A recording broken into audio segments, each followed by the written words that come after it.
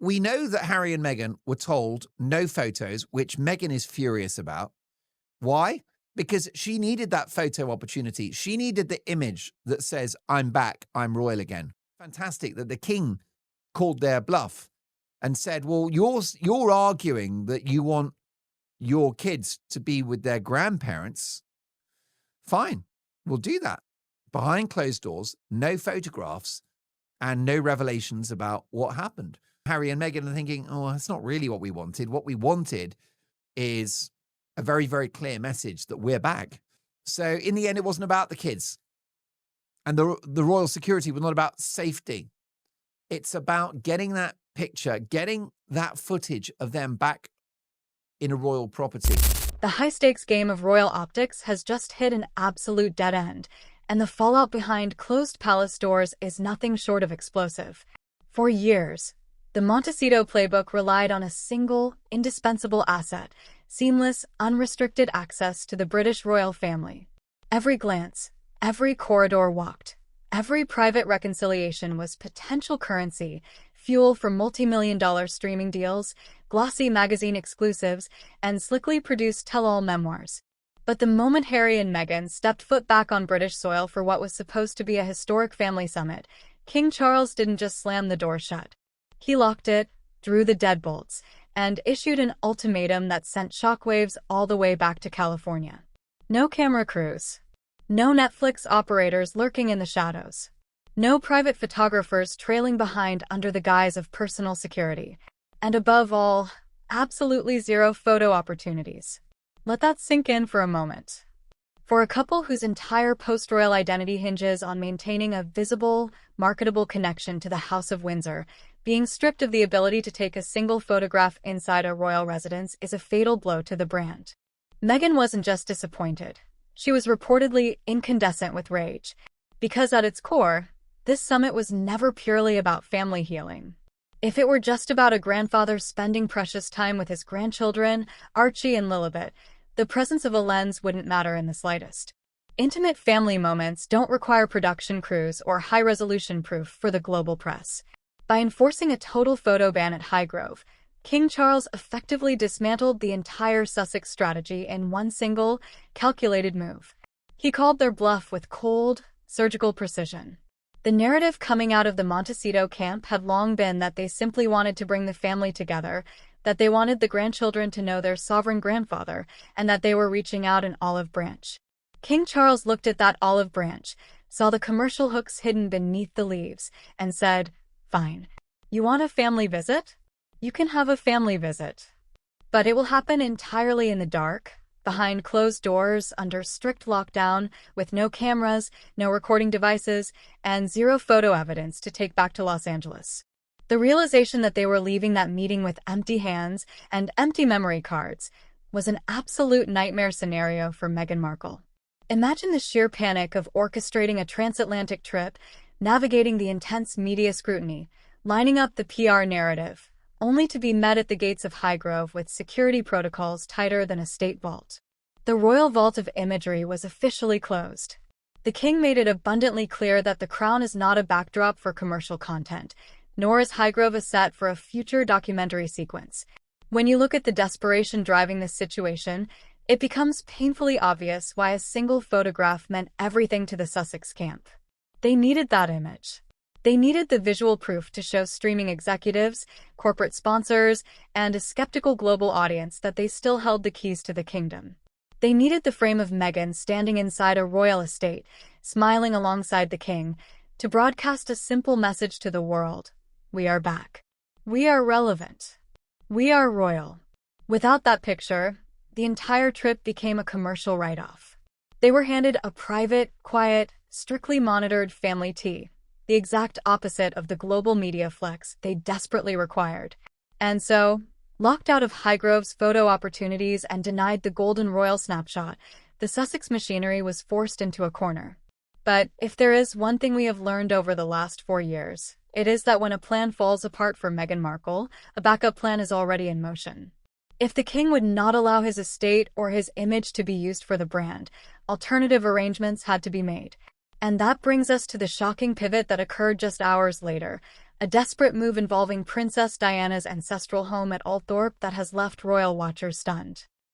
King Charles insisted on having a witness present for the duration of his face-to-face meeting with Harry, Meghan and the kids. Now, it's abundantly clear that King Charles was deeply worried that the Sussexes might go on to misrepresent what happened, which of course they stand accused of doing in the past. That the king was not going to allow himself to be vulnerable to the Sussexes doing exactly the same thing all over again. And so he insisted on having someone there alongside him by way of protection. And that person, his darling wife, Camilla.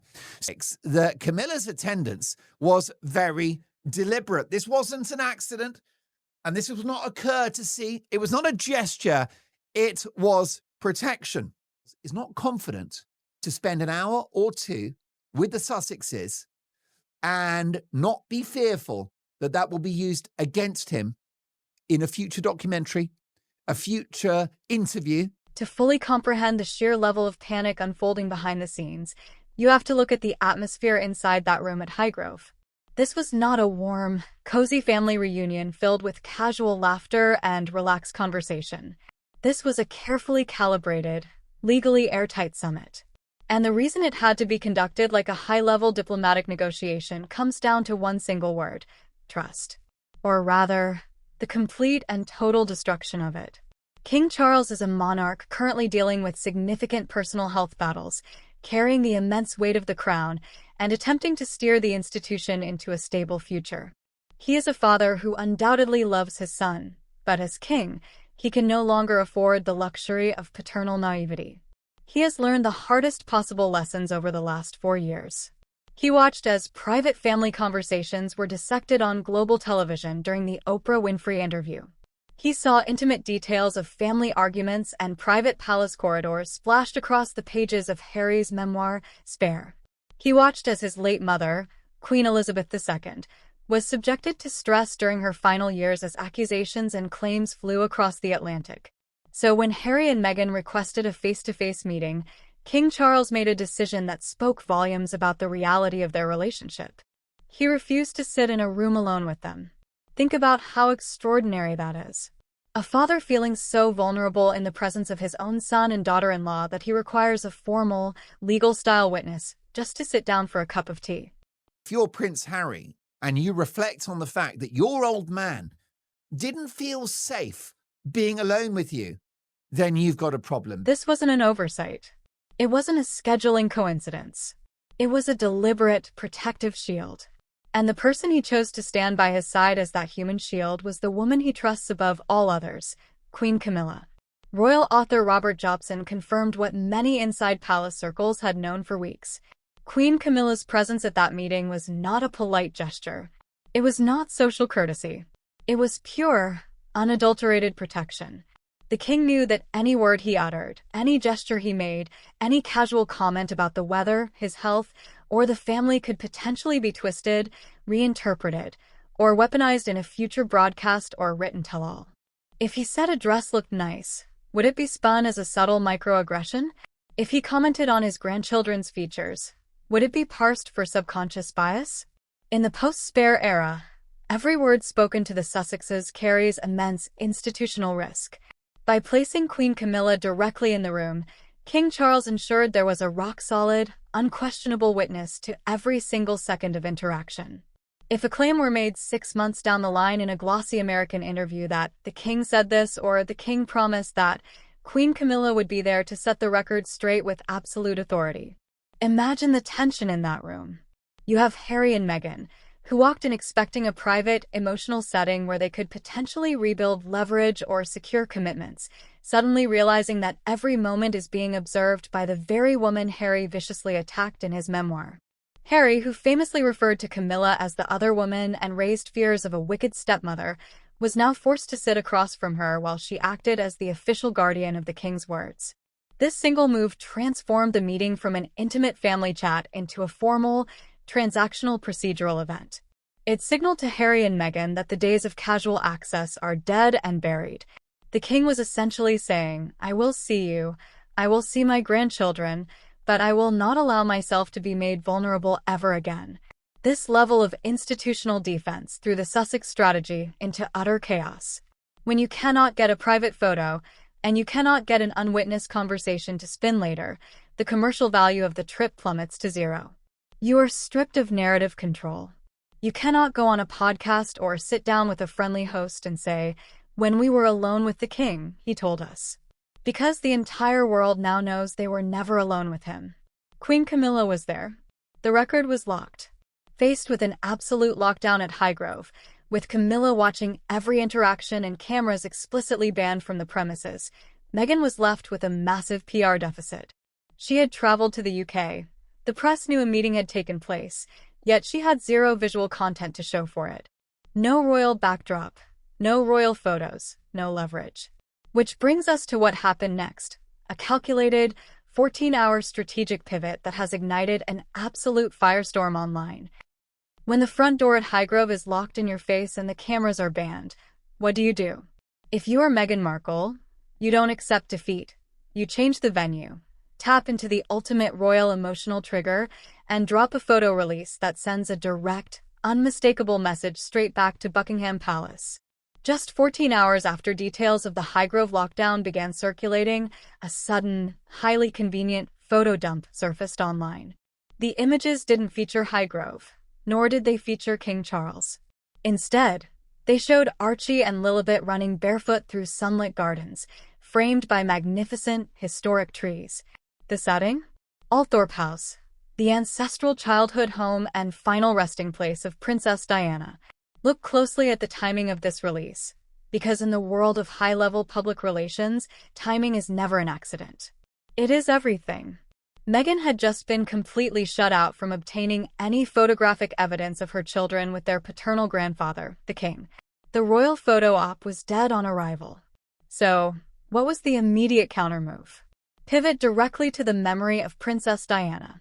If you cannot get a picture with the reigning monarch, you align your children with the most iconic, emotionally charged royal figure of the modern era. The photos themselves were meticulously styled to evoke a sense of ethereal, carefree royalty. You see young Lilibet from behind, wearing a floral dress, walking down a grand estate path lined with ancient trees. You see Archie, dressed in soft pastel tones, walking through tall grass toward a setting sun casting a golden glow across the fields of Althorp. On the surface, it is presented as a quiet, private family pilgrimage, a touching moment of a mother bringing her children to honor their late grandmother's heritage. But the internet and seasoned royal commentators saw right through the illusion within minutes. Twitter user Princess Carparkle fired back at media commentary, pointing out that the entire planet was already fully aware of their movements, mocking the sudden casual drop of these estate photos as a blatant attempt to control the news cycle after the Highgrove shutdown. The critique was swift, sharp, and unforgiving. Observers pointed out the calculated nature of the release. When Highgrove shut its gates to cameras, Althorp was used as the backdrop for a strategic counter-release. Denied access to the living king, the Sussex team reached back into history to leverage the visual power of Princess Diana's resting place. Think about the psychological strategy at play here. By releasing images of Archie and Lilibet at Althorp right after being denied photos at Highgrove, Meghan created a powerful visual contrast designed for public consumption. The implied narrative is unmistakable. The royal family may lock us out, they may ban our cameras, they may treat us with suspicion, but we still hold the true emotional lineage. We have the children at Diana's home, walking the grounds of her childhood. It is a masterclass in emotional manipulation and brand preservation. When the current institution denies you royal authority, you bypass them entirely and appeal directly to the public's deep, enduring affection for Princess Diana. You use the golden light of Althorp to replace the cold rejection of Highgrove. Furthermore, commentators pointed out other baffling details in the broader photo dump, including odd, out-of-place shots of local food joints and cryptic location references that critics quickly disassembled. Social media users mocked the staged nature of it all, dissecting the poses, the framing, and the obvious artificiality of dropping spontaneous family snaps that just so happened to answer every press question about where they were and what they were doing. This wasn't a casual sharing of family memories. This was a tactical PR strike. It was an attempt to reclaim the narrative, to ensure that the headlines coming out of their UK trip weren't dominated entirely by King Charles' BANS cameras, but rather by heartwarming pictures of Archie and Lilibet at Diana's home. It was a desperate bid to turn a complete operational failure at Highgrove into an emotional victory online. However, executing a quick photo pivot at Althorp did not stop the fallout from the Highgrove meeting itself. Because while Meghan was trying to flood the internet with warm images of Diana's estate, the underlying panic over what actually happened inside that room with the king began spilling out into the press in the most predictable way possible. Harry and Meghan have already broken the rules, broken that promise to say nothing. If there was one ground rule established prior to the Highgrove meeting, one foundational agreement meant to test whether any shred of trust could ever be rebuilt, it was the strict understanding of complete confidentiality. The agreement was clear. This was to be a quiet, private family interaction. No press leaks, no briefing-friendly media outlets, no official or unofficial statements. A complete media blackout. Yet, almost like clockwork, the moment things did not go according to the Sussex plan, the leaks began to spring. Within days of the meeting concluding, and despite leaving Highgrove without a single photograph, articles began appearing in preferred U.S. media outlets, most notably People magazine. Suddenly, the public was treated to intimate, insider reports detailing Meghan's deeply personal emotional state regarding the trip. Reports emerged claiming that Meghan felt great sadness over how the entire encounter played out, expressing disappointment at the distance and coldness that characterized the interaction. Now, ask yourself the most obvious, logical question. How on earth would a U.S. celebrity magazine know the exact internal emotional state of Meghan Markle following a private meeting at Highgrove? Did King Charles pick up the phone and dial a reporter in LA to inform them that his daughter-in-law was feeling sad? Did Queen Camilla issue a quiet statement to American journalists about Meghan's emotional disappointment? Of course not. The king and queen were strictly enforcing palace silence. The information could only have come from one direction: the relentless, hyperactive Sussex public relations machine operating out of California. This rapid response briefing to the press was a direct violation of the spirit of the agreement made with the king.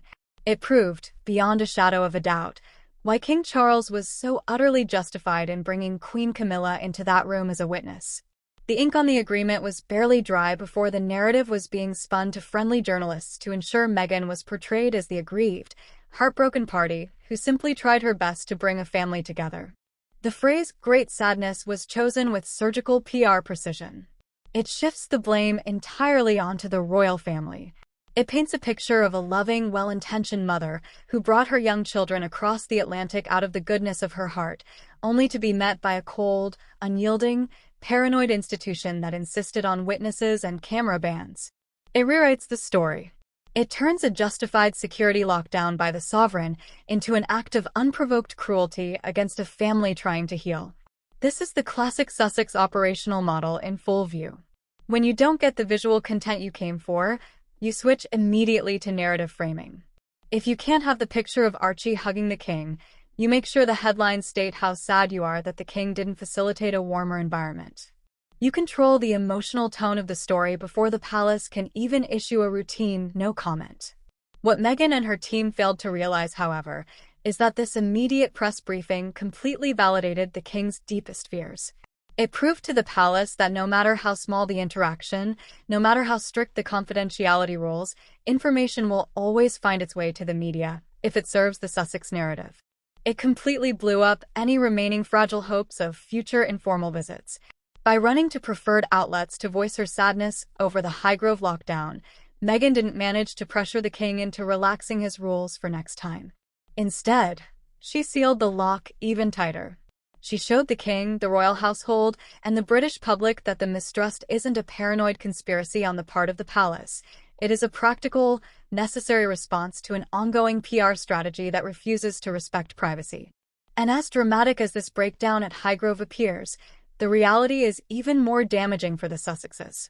Because this reaction, this absolute refusal to trust them alone in a room without witnesses, camera bans, and legal coverage, is not unique to King Charles. It is part of an alarming universal pattern that has followed Harry and Meghan everywhere they go, from the ancient halls of Buckingham Palace to the highest executive boardrooms in Hollywood.